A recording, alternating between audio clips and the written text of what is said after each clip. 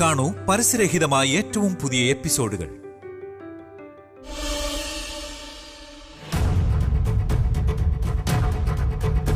ദൈവമേ,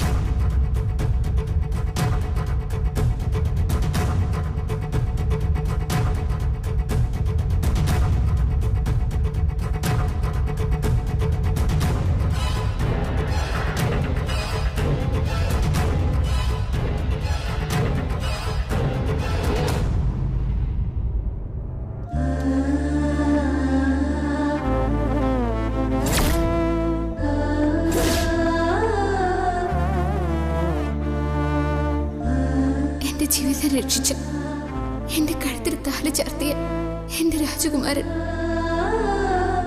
ഇങ്ങനെ കാണാൻ ഒരു ഭാഗ്യം ഉണ്ടാവുന്ന കരുതിയില്ല. അദ്ദേഹം എന്റെ മുന്നിൽ, എന്റെ ഭർത്താവ്.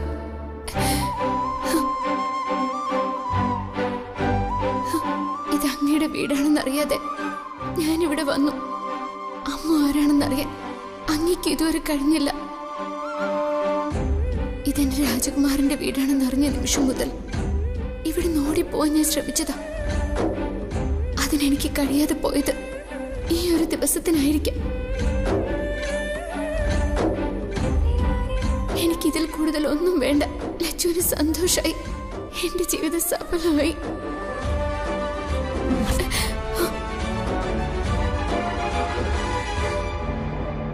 ഇന്ന് രാത്രി ഞാനിവിടുന്ന് പോവും. ഇതുപോലെ അടുത്തുനിന്ന് കാണാനും യാത്ര ചോദിക്കാനും ദൈവം എനിക്ക് തന്ന അവസരം ഇത്. നന്ദിയുണ്ട് ദൈവമേ, ഇങ്ങനൊരു ഭാഗ്യം എനിക്ക് തന്നല്ലോ.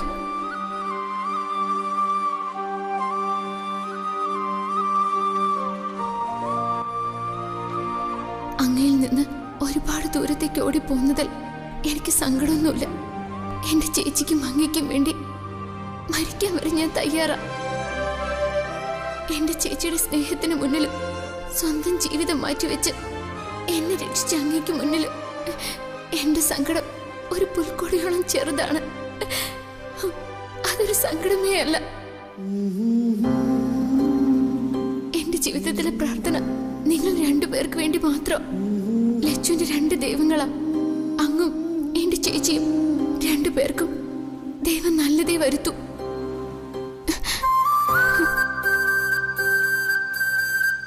കൂട്ടുകാരൻ വരുമ്പോ വിളിച്ചുണർത്തി പാല് തരും. അമ്മ കൊണ്ടുവച്ചിട്ട് പോയതാന്ന് കൂട്ടുകാരൻ പറയും. അപ്പോഴും അമ്മ ആരാണെന്ന് അങ്ങേക്ക് അറിയില്ല. ഒരിക്കലും അങ്ങ് അറിയാനും പാടില്ല.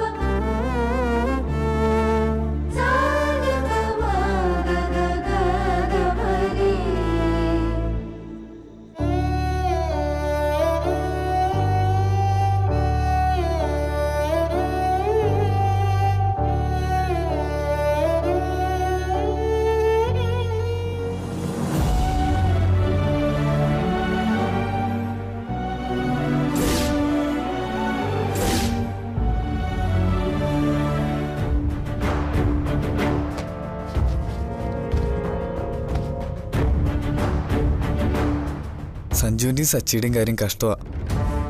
ഭക്ഷണത്തിൻ്റെ മുമ്പിൽ നിന്നാ രണ്ടുപേരും എഴുന്നേറ്റ് പോയത്. വഴക്ക് കിട്ടിയാലും വേണ്ടില്ല, ശ്രീദേവമ്മ പറഞ്ഞതനുസരിക്കണം. പാല് കുടിക്കണമെങ്കിൽ കുടിക്കട്ടെ. ആ അതല്ല ചാ, ആ ഏജൻസിയോട് നമ്മുടെ കണ്ടീഷനെ കുറിച്ചൊക്കെ പറഞ്ഞിട്ടുണ്ട്. ഇതുവരെ കിടന്നിട്ടില്ല. സച്ചിയുടെ കയ്യിൽ പാൽ ഗ്ലാസ് അല്ലേ ഇരിക്കുന്നത്?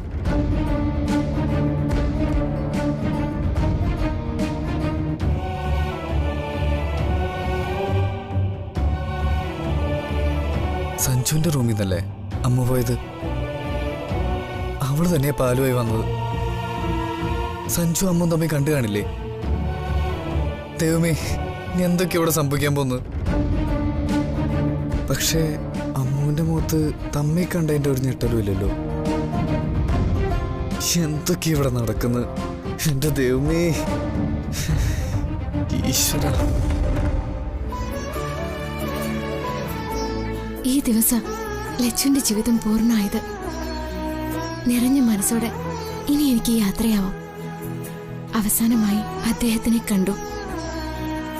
രാത്രി കഴിക്കാൻ പാല് കൊടുക്കാനുള്ള ഭാഗ്യം എനിക്കുണ്ടായി.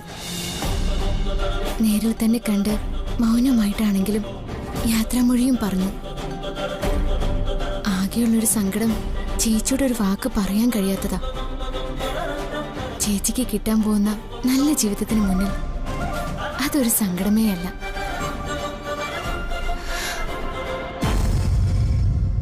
അവളെന്റെ ഉറക്കം കെടുത്താൻ തുടങ്ങിയിട്ട് കാലേറിയായി. ഈ കൈവെള്ളിയിലൂടെ ഊർന്നു പോയതാ പലവട്ടം.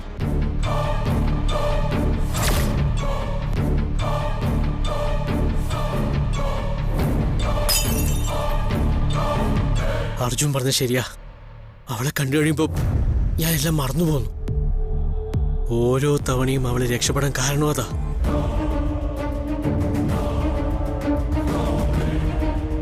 ലച്ചു, നിന്നെ ഞാൻ എന്റെ കിടപ്പറയിൽ കൊണ്ടുവരുമടി. അല്ലെങ്കിലേ നരേന്ദ്രൻ ഇതുവരെ ജീവിച്ചതിന് അർത്ഥമില്ലാതാവും. ഇനി ഞാൻ വരുന്നതേ നീ പോലും അറിയാതെയാവും.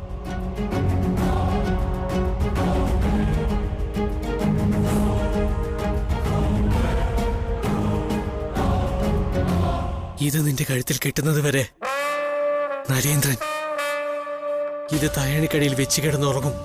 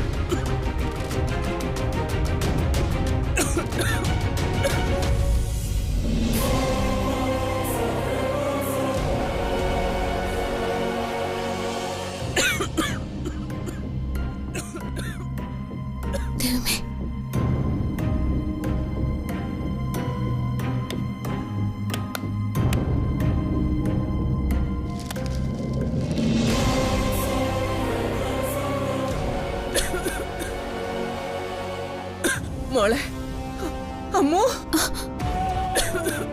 ദൈവമേ, അമ്മയ്ക്ക് അസുഖം കൂടിയെന്നാ തോന്നുന്നത്. അമ്മ മരുന്ന് കഴിച്ചിട്ടുണ്ടാവില്ല. ഇത് കേട്ട് ഞാൻ എങ്ങനെ പോവും? ആരും അമ്മയെ നോക്കാൻ വരാനും പോകുന്നില്ല.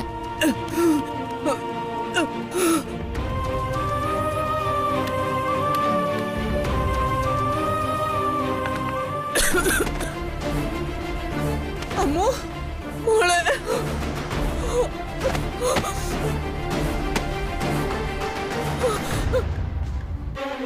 മോളെ, മോളെ, മോളെ. അമ്മേ, അമ്മോ, അയ്യോ അമ്മേ, അയ്യോ അമ്മേ, എന്തു പറ്റി? അമ്മോ, എവിടെയത്? അമ്മേ, ദേ, അമ്മേ. അയ്യോ അമ്മേ, അയ്യോ അമ്മേ.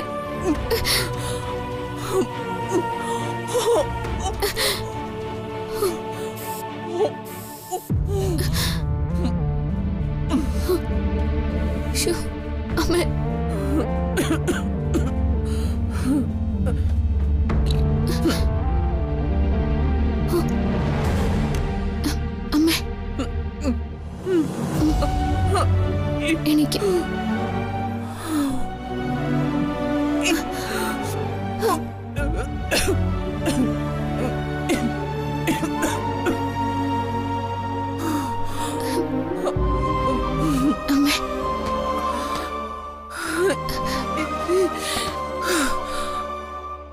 അമ്മേ കിടക്കമ്മേ.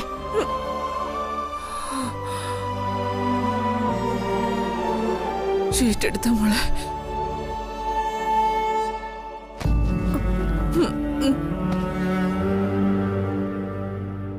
അമ്മ കിടന്നോ?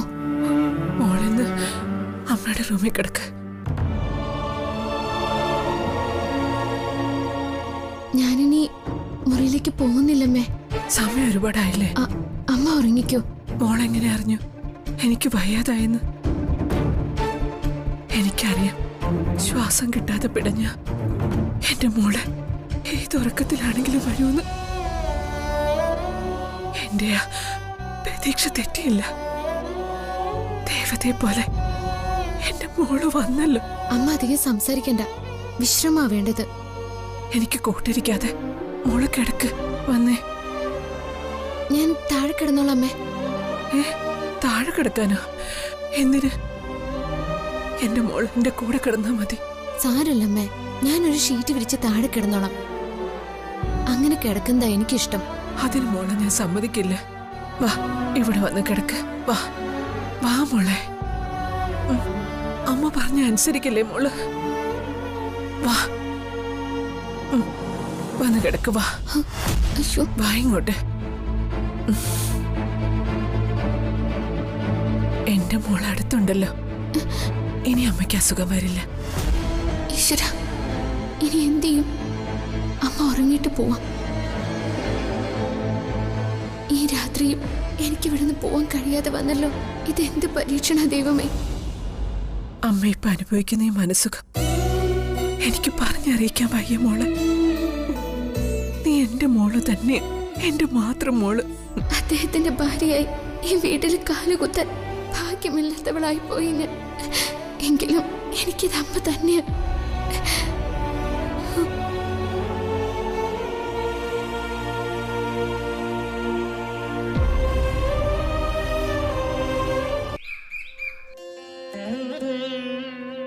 ഈ കുടുംബത്തിലെ എല്ലാവർക്കും സമാധാനവും സന്തോഷവും തിരികെ നൽകണേ ഭഗവാനെ.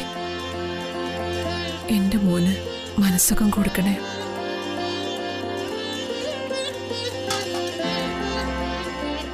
ഭഗവാനെ, ലക്ഷ്മി പൂജ നടത്താൻ വഴിയൊരുക്കണേ.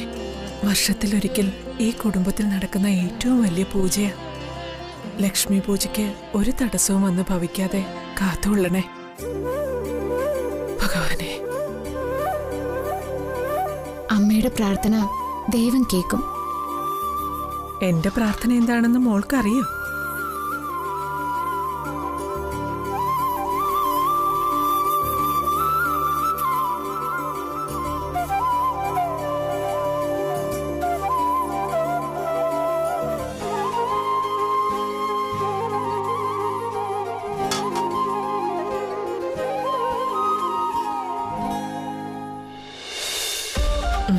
വാ. അമ്മയുടെ പ്രാർത്ഥന ഈ കുടുംബത്തിന് വേണ്ടിയുള്ളതാണെന്ന് എനിക്കറിയാം. സ്വന്തം സുഖത്തേക്കാൾ അമ്മ എന്നും ആഗ്രഹിച്ചത് മറ്റുള്ളവരുടെ ഐശ്വര്യത്തിന്. ആരും അതിന് വില കൽപ്പിക്കുന്നില്ലെങ്കിലും ഈശ്വരൻ അത് കേൾക്കും. അതുകൊണ്ടാ അമ്മയുടെ പ്രാർത്ഥന ഫലിക്കുമെന്ന് ഞാൻ പറഞ്ഞത്. ഞാൻ നിന്നിൽ എന്നെ തന്നെ കാണുക മോളെ. ഞാനും അമ്മയെപ്പോലെ എന്നും പ്രാർത്ഥിക്കാറ്. പ്രാർത്ഥിക്കുമ്പോ നമ്മൾ നമ്മളെ മറക്കണം. നമ്മളെ ഓർക്കേണ്ടത് ദൈവമാ. ഒരാള് നശിച്ചു കാണാൻ നമ്മൾ പ്രാർത്ഥിച്ച ആദ്യം വിഷം വീഴുന്നത് നമ്മളുടെ മനസ്സിലാ. ആ വിഷം നമ്മളെ തന്നെ ഇല്ലാതാക്കും. മറ്റുള്ളവർക്കായി പ്രാർത്ഥിച്ച നമ്മുടെ മനസ്സ് വിളക്ക് പോലെ പ്രകാശിക്കും. അമ്മ പറയുന്നത് സത്യമാ. വാ. ആ, പറയാൻ മറന്നുപോയി. ലക്ഷ്മി പൂജ വരാൻ പോകുന്നത്. അത് കഴിഞ്ഞ ഈ വീട്ടിൽ ഐശ്വര്യം വർദ്ധിക്കുന്ന എന്റെ പ്രതീക്ഷ. മോളും ലക്ഷ്മി പൂജയിൽ പങ്കെടുക്കണം. മോളുടെ ഭർത്താവ് അന്വേഷിച്ചു വരും. നിന്നെ കൂട്ടിക്കൊണ്ടു പോവുകയും ചെയ്യും. അത്രയ്ക്ക് ശക്തിയുള്ള പൂജയാ അത്. കുടുംബക്ഷേത്രത്തിലെ ദേവിയെ തറവാട്ടിൽ കൊണ്ടുവന്ന് നടത്തുന്ന പൂജയാ. ഭർത്തൃമതികളായ സ്ത്രീകൾ മാത്രമേ ആ പൂജയിൽ പങ്കെടുക്കാവൂ. ഭർത്താവിലേക്ക് എത്താൻ മോൾക്ക് കൈവരുന്ന മഹാഭാഗ്യ അത്. ഈ സമയം ഇവിടെ എത്തിയത് മോളുടെ ഭാഗ്യാണെന്ന് കൂട്ടിക്കോ. നിന്റെ ഭർത്താവ് എത്ര ദൂരത്താണെങ്കിലും നിന്റെ വില മനസ്സിലാക്കി അരികിലെത്തിയിരിക്കും മോളെ. അകന്നു പോവാനാണമ്മേ ഞാൻ ആഗ്രഹിക്കുന്നത്. അദ്ദേഹം അരികിലാണെന്ന് അമ്മയ്ക്കറിയില്ല. ആ ഭർത്താവിന്റെ ആയുസ്സിനും ക്ഷേമത്തിനും ഈ ലക്ഷ്മി പൂജ കൊണ്ട് സിദ്ധി വരും മോളെ.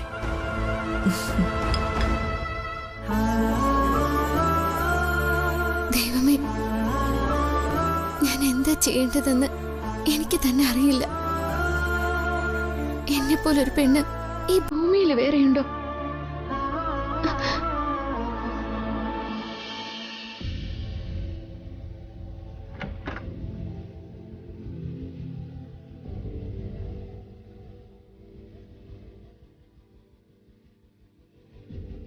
കാവേരി ചേച്ചി,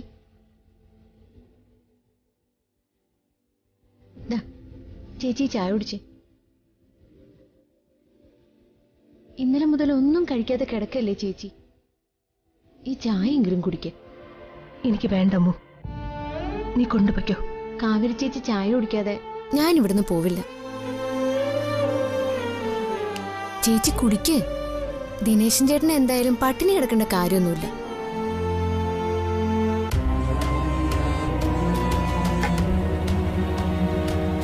ദിനേശേട്ടൻ ഈ നാട്ടിലുണ്ടോ, ഇവിടെ വിട്ടു പോയോ എന്നൊന്നും അറിയില്ല.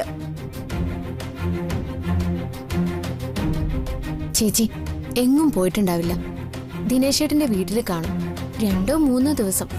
അതിനപ്പുറമൊന്നും ഈ വീട് വിട്ടു നിൽക്കാൻ ദിനേശേട്ടനാവില്ല. അത് കഴിഞ്ഞാ ആളിങ്ങ് വരും. അമ്മ സമാധാനിപ്പിക്കാൻ പറയുന്നതാണെന്നറിയാം. നിനക്കതിനെങ്കിലും തോന്നിയല്ലോ. ഈ വീട്ടിലുള്ള ആരും തിരിഞ്ഞു പോലും നോക്കിയില്ല. അയ്യോ, മുത്തശ്ശന് നല്ല വിഷമമുണ്ട്. പിന്നെ അദ്ദേഹത്തിനത് ഉണ്ടാവാതിരിക്കില്ല. സഞ്ജുവിന് ഒരു കുറ്റബോധവും ഇല്ല. ദിനേശേട്ടന്റെ നടപടികള് കാവേരി ചേച്ചി ശരിവെക്കുന്നതുകൊണ്ടാ അങ്ങനെ തോന്നുന്നത്. എനിക്കെന്റെ ഭർത്താവ് ജീവന. എന്നെ കുത്തി നോവിക്കാറുണ്ടെങ്കിലും ആ മനുഷ്യനെ എനിക്ക് സ്നേഹിക്കാനേ കഴിയൂ. അമ്മുവിനെ വേണ്ടെന്ന് വെച്ച ആ ഭർത്താവിനെ പഴി പറയാൻ അമ്മുവിന് കഴിയോ? നമുക്കതിന് കഴിയില്ല അമ്മു. ഇത് നമ്മൾ സ്ത്രീകളുടെ വിധിയ. ഒരു ജന്മത്തിൽ 2 ജന്മം അനുഭവിക്കുന്നവൾ ആ പെണ്ണ്. താലിക്ക് മുൻപും അതിനുശേഷവും. കല്യാണം കഴിയും വരെ ഒരു പെണ്ണിന് എല്ലാവരും ഉണ്ടാവും. അച്ഛൻ, ഏട്ടന്മാർ, ബന്ധുക്കൾ, എല്ലാവരും. അവർക്ക് നമ്മൾ പ്രിയപ്പെട്ടവളായിരിക്കും. ആ കെയറൊന്നും അവളുടെ കല്യാണം കഴിഞ്ഞാൽ ഉണ്ടാവില്ല. ഒരു ജന്മം അവിടെ കഴിഞ്ഞു. ഒരു പെണ്ണിന്റെ ജീവിതത്തിലെ ഏറ്റവും നല്ല സമയം തീർന്നു പോകുന്നത്. പിന്നെ എത്ര കൊള്ളരുതാത്തവനാണെങ്കിലും ഭർത്താവല്ലാതെ ആരാ ഉണ്ടാവുക? ആ ജന്മം അനുഭവിച്ച് തീർത്തേ തീരൂ. പേരിനൊരു ഭർത്താവെങ്കിലും ഇല്ലാതെ മുന്നോട്ട് പോകാൻ കഴിയില്ലമ്മു.